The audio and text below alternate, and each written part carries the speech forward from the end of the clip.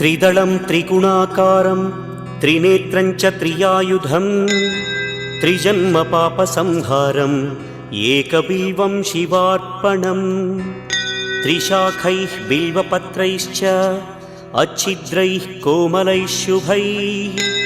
तव पूजां करिष्यामि एकबिल्वं शिवार्पणम् कोटिकन्या महादानं